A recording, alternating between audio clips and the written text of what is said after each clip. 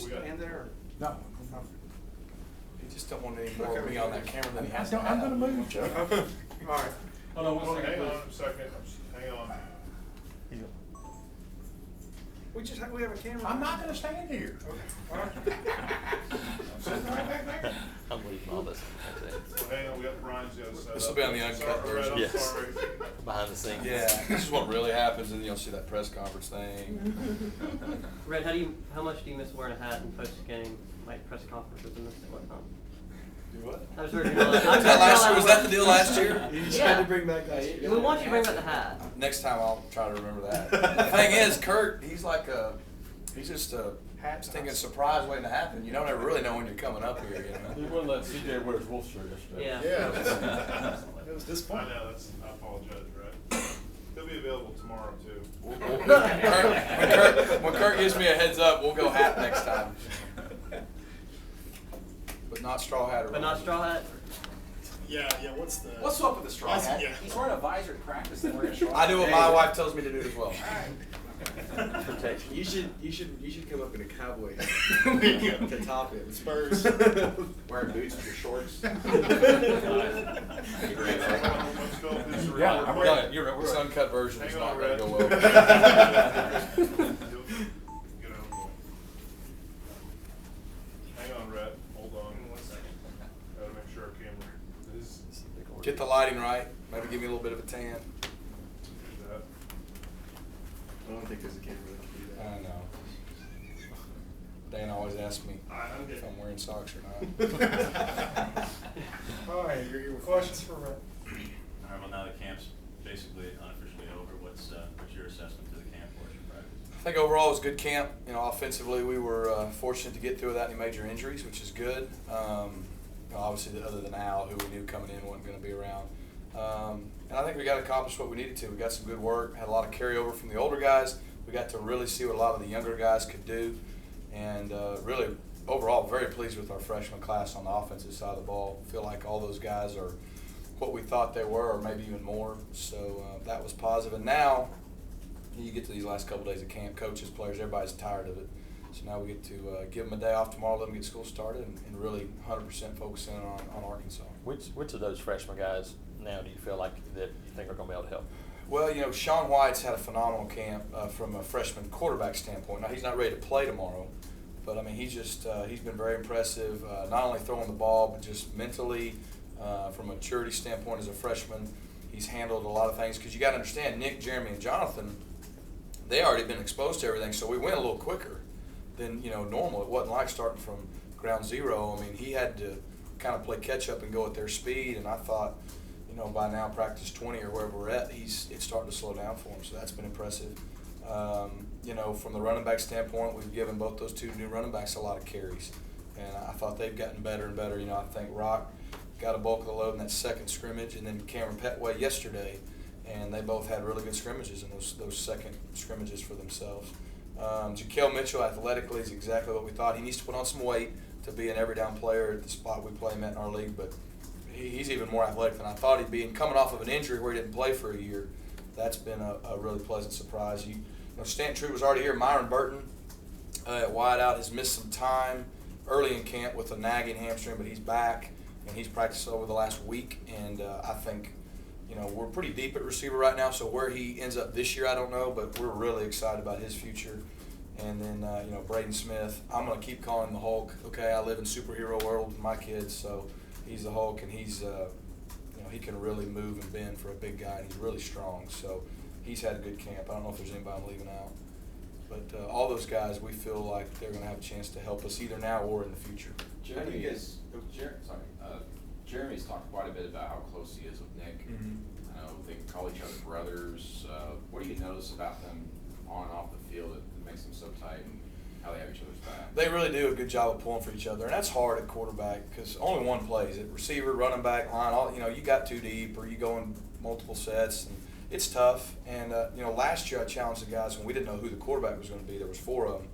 I said, man, you know, however you guys handle this thing in this room is going to bleed over to how our team handles it. You guys got that task having to pull for each other and still at the same time compete against each other. And from the moment Nick was named the starter, and then we named Jeremy the backup, and Wally the third, Those three guys have been tight and pulled for each other in a genuine, honest way ever since. And it was that way all last year. They enjoy hanging out together, you know, and so then I've even teased them before about their bromance on Instagram. So, you know, they're just good friends. They get along. They're good in meetings. They're good on the practice field. I've never one time thought that one was, you know, had any ulterior motives over the other. They get along, and I think that's been a huge plus for our team. What do you think? How do you guys see Rock? Is he an all-around back or a speed guy? Or Yeah, he's an all-around back. You know, he's like any freshman. He's not going to be as physically fit now as he will be in a year or 2 years. So, was he physically ready to carry it like Trey did 30 times or something in a game? Well, no. But, you know, when Trey was a freshman, he was not an every down guy, and he was outside the tackle more, and then you saw how he bulked up. Corey Grant's another good example. He's rocked up now, and he can run anywhere. So we'll see how Rock and Peyton Barber and how those two guys factor in. They both really had a good camp. And so we've got 4 guys right there, and then you got Petway that you can't have enough running backs in this league. And but, you know, we'll just see what Rock's role is. But he will be an every down back. He's not that small. He's still, 5'11", close to 200 pounds. So he's a thick kid. You talking about Corey? How different is he at running back than the guy that you saw when he first got here?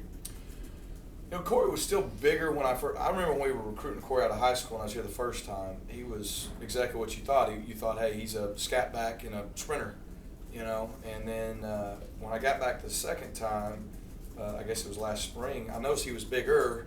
But boy, with Coach Russell in the last year and a half, he's thick. And the incredible thing is he's not lost any of his speed. He's put on all that mass. You saw last year he was running some guys over instead of running out of bounds. He's very capable running between the tackles now, which I think is a plus for us with our depth. And it's just impressive. He is a thick, big, strong back that can fly. So. Jaquel had a pretty impressive touchdown. It looked like I saw some pictures and some Yeah. players have mentioned it. What do you see he can do? Obviously losing Gage, it was kind of a deficit. Do you think he's somebody that maybe can provide that, boost out of the backfield a little bit? Yeah, he did a good job of running scared for that touchdown. I mean, there was about 5 people after him. But Jaquel has had a good camp. You know, he came in and like any freshman, and at his position, they move around a lot and do a lot of things. The first week was kind of crazy for him, but I'm really proud of him because he stayed the course. He focused in. He's a physical guy. I mean, he is not scared of anybody. He's 215 pounds, and he'll hit the biggest guy on our team in the mouth as hard as he can and not back down. He's very athletic, can really fly, really good in space. And, he's played that position before. He played that at Opelika with Coach Blackman, so he's familiar with it.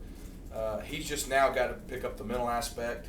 And physically, we're not going to put 20, 30 pounds on him before the season. So, we'll see where that puts him this year. But the first week of camp, I'd have probably told you I don't know if he's going to be ready this year. Now at the end of camp, I think he's got a chance to help us. And what role and capacity, that could depend on injuries and whatnot. But, he's definitely somebody in the mix. Outside of Duke, among the newcomers, who do you think have the potential at least to contribute this on offense? Just at wide receiver or anywhere? Or anywhere newcomers, yeah. At running back, you've got the 2 new backs that are still fighting to see if they can get on the field in kind of that third back slot. I think Braden Smith will help us. I mean, he's not starting right now, but he's going to be in our 2 deep. There's no secret there, and I think he's probably on some teams. I'm not sure about that, but Braden's someone who physically is ready and could potentially help us this year. Jaquel, like I said, we'll just have to see. He does have 2 seniors ahead of him, but in our league, it's a physical league, and that's a physical position. We've got to keep bringing him along. And then at receiver, it just remains to be seen, where Myron Burton and Stanton Truitt, a lot of them will depend on where they're on special teams.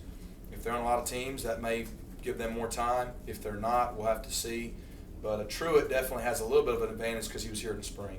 So he's a little bit ahead of the game probably there. And they play different positions, though, so that also factors in. I'm trying to think. What about Chris Lay? Chris Lay, he's had a really good spring, good fall camp. His position is one that I think we haven't made the for sure decision, but it'd probably be good for him to have a year in the weight room to bulk up with having CJ and Brandon ahead of him. If it was a situation where we needed immediate help, it might be different. But we'll make that call probably for sure early this week, but I'm not sure if he'll factor in unless we have injuries just yet. Is Braden being looked at as a tackler guard? Because Coach Grimes was saying that Devontae's probably the next guard up. And Yeah. in that case, Avery would probably move back outside. So is Braden Braden's worked exclusively at tackle all camp. Now, I think he's capable of playing either one. You know, he played guard in high school. He's played tackle for us, and we just tried to, being a freshman, we've tried to put him in one spot and not move him. And hopefully you can do that throughout the year. But, you know, injuries happen and you may have to mix and match people. But we've kept him exclusively at tackle. Devontae's been exclusively at guard. Left side or right side? He's been primarily on the left side. How's the offensive line come together? Getting Chad back out after he missed a couple of days. Have you seen those guys start to kind of form that bond? I have. It's been good. You know, Chad, he's played a lot of ball, and he's played on both sides before, so that helps. I think Avery have played on the right side in the spring, helped him quite a bit. And, you know, him and Pat have done some things together on that side in the spring, so that was a positive. So definitely the continuity has really improved there. And having, you know, your Rockets center helps because he makes all the calls. He kind of makes things go. So having Reese there, I think, helped keep that glue there as well. Brett, thinking back to last year at this time with Jeremy and now Sean, how do you think they kind of compare in their knowledge of the offense? You kind of look. You know, both of them came in and impressed you with their arm talent. I mean, they can both really spin it, really throw the ball. They can make every throw on the field, big arms. You know, they're different. They're both athletic. I mean, Jeremy's a little different. He was a really good high school basketball player. But Sean's a pretty good athlete now. I mean, he's deceptive. He will sneak up on you. I mean, he can do some things with his feet. He can really extend the play and keep things alive. He has great anticipation. I mean, Sean can, for a young guy learning the system, he can really anticipate a throw and make it happen. So they're very comparable. They both came in. You know, Jeremy had played in a similar style offense. Sean also is very bright. So I was impressed with both how quickly they were able to grasp things because really usually with a freshman quarterback in the first week to 10 days, you know, okay, he's just it's too fast for him. He can't pick it up. He's just not ready. And neither one of those guys did they come in the first week to 10 days that I think they're not ready. There was no fear in both of them. They attacked it. They competed like they wanted to play. And I think that's why Jeremy was in the mix last year, and I think that's why Sean has, you know, at least warranted him to be in the conversation this year if we needed him. Rick, would you prefer for him not to play, Sean? Yeah. No, I would. That means those other two are healthy, you know. So it's kind of one of those you can travel in. If Nick and Jeremy stay healthy and playing well, you would love to not waste a year on coming in at the end of a game to hand the ball off. But, you know, situations dictate things sometimes out of your control. So what I've told him is you got to continue to progress and, you know, not just kind of know what's going on for you, but continue to learn the offense and be ready when your number's called. It could be week 1, week 9. You know, hopefully, in a perfect world, it's not till after this season. But he's got to prepare himself and be ready. Rhett, how do things change for you guys once you start to shift into game week mode offensively? It changed a lot. You get a little more detailed, you know, personnel-wise. You get more specific on what you rep. You don't just call plays and rep things because now we've kind of been able to evaluate everybody. We're going to put them where they need to be, and now we can really focus in on a game plan and scheme, and we're not going against our defense as much. So, you know, our defense is maybe nothing like Arkansas. We may not be anything like Arkansas to them. So we'll really be specific on what we're calling into what looks to make sure we're maximizing every rep and every moment to give our guys a picture of what we expect to see to some degree on 2 weeks from Saturday or from yesterday. So it really just gets more narrowed down, more specific, very detailed, not a lot of wasted motion of any kind. Guys that aren't going to be in the mix aren't getting reps, and that's just the way it is. And so we can really just kind of hone in on exactly what we want to carry. So for a guy like a true freshman, he's learned the whole book, or at least what we put into this point. Well, now he can narrow down and learn, you know, for the most part, a freshman can learn the game plan. You know, and you got to make adjustments in game. Our older guys are prepared to do that. We can maybe do something in a game that we hadn't repped in the last week or two, but man, we got to do that. A younger guy, he can really zero in and just, hey, if I know this game plan, probably the amount of time I'll be playing, I could be okay, and it condenses things for him. What does the rep split start to look like at quarterback? Is it going to start looking like 75-25? Does Nick get first team reps at all? What does it start looking like? Yeah, you know, talking to Coach, I think probably here in the next couple of days we'll go ahead and decide how we want to handle that. We have not made a decision yet. Both those guys have repped and had a good fall camp, and so I think just probably pretty soon, at least internally, we'll know how we're going to handle it, and then Coach will address that when he's ready, and we'll have a good plan. Beyond week 1, when it comes to Jeremy, he talks about always having a package does the package change every week? Or Yeah. You guys, and how do you guys approach that week to week with him? And trying Well, to get everything? there's a couple things. You gotta know your guys. There's certain things that maybe Jeremy does just exceptionally well, that you feel like, man, he could do those things and have good success with it. Because the hardest thing, we tried. A&M's a good example last year. We weren't quite sure if Nick was going to be able to go. Dick didn't practice till Thursday. Jeremy got all the reps. So we kind of already made a commitment when we knew Nick was going to be able to give it a go. Well, Jeremy's going to take these plays, just because Nick didn't get to rep them, and it's still only like game 6 for Nick. Well, you get in the game and Nick's playing really well, and we're trying to force feed some things, and it's really tough on both guys. The guy who's in the game, you're taking him out of rhythm, and the guy running in the game to run a play or two. So I think you got to take that into consideration. Try to put him in a position that he can be successful, even if he's only in for a little bit. But we'll see. It's week to week. We have no preconceived plan that this is exactly what's going to happen. It's a game plan deal based on our opponent and kind of what we think will help us win. Rhett, the players have talked a lot about Nick and how he responded to what happened, and leadership and all that stuff. Have you maybe even been a little bit surprised by how he reacted? Honestly, I haven't been surprised. I would say I'd be disappointed if he didn't handle it this way. He's handled it very well. We get close to our players. It's kind of like your kids, man. They're going to mess up, and you get disappointed in them, but you love them. And then we all go through things in life. We face adversity. It's how you handle it is what matters. You can't do anything about it. I think he's handled it extremely well to this point. Fully expect him to continue to do that. That's what he's going to have to do. He's going to have to handle himself well. But I've been really proud of him. And I think, what his teammates say should probably speak volumes of kind of how he's handled Is everything. there any chance you guys make a decision to go ahead and start him based off what he's done in preseason? That's up to Coach. I would think that's his call. Rhett, what would you say to the perception that Nick maybe didn't understand what it means to be the face of a program coming into the season? It seems like he's kind of learned that from experience now. We're all human. I think he understands. I think he made a mistake. We all make mistakes. I've made them. You've all made them. So I don't think we need to make more than what it is. It was a mistake. He's owned up to it, and he's done a great job moving forward. Rhett, there have been multiple times where you just mentioned, well, hey, we feel fine if we have to put Jonathan Wallace in there to win games for us. But what is it that put Sean above him on the depth chart?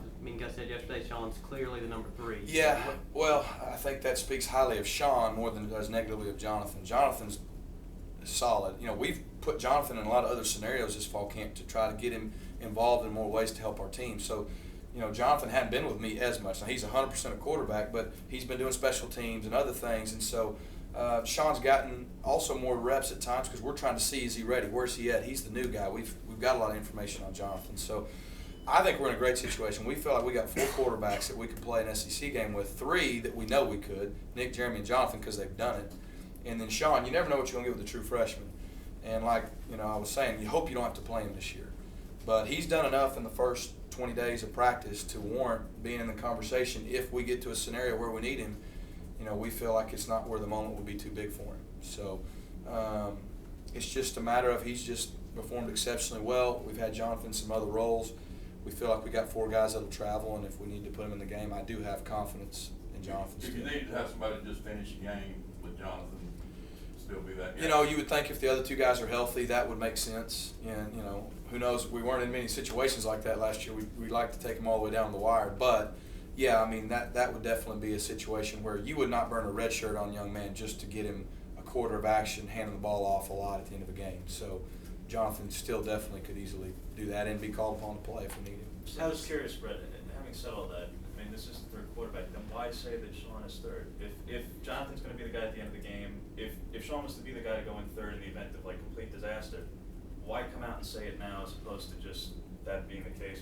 But why not? It almost seems like you guys are moving Jonathan down, but Sean may not play anyway. So why even say it? Well, no, I disagree because you got to prepare your team, and Sean's got to prepare. He's going to take 3rd team type reps, which isn't a lot in a game week, but there still are times that you take those. So he needs to know, Jonathan needs to know, our team needs to know where we stand. We got to have a plan going in, and he's going to take reps and prepare to be that guy in that spot. And so we just feel like he's earned that right, and that's what we're going to do. Now that you got a couple weeks in, what do you think the way Nick's thrown it this camp? Well, I've been really, really proud of the way he's thrown, to be honest with you. Overall, he's probably had 2 days that I thought were poor days. He's thrown it really well. Today, we didn't do much tonight. It was a lot of special teams and situational emphasis.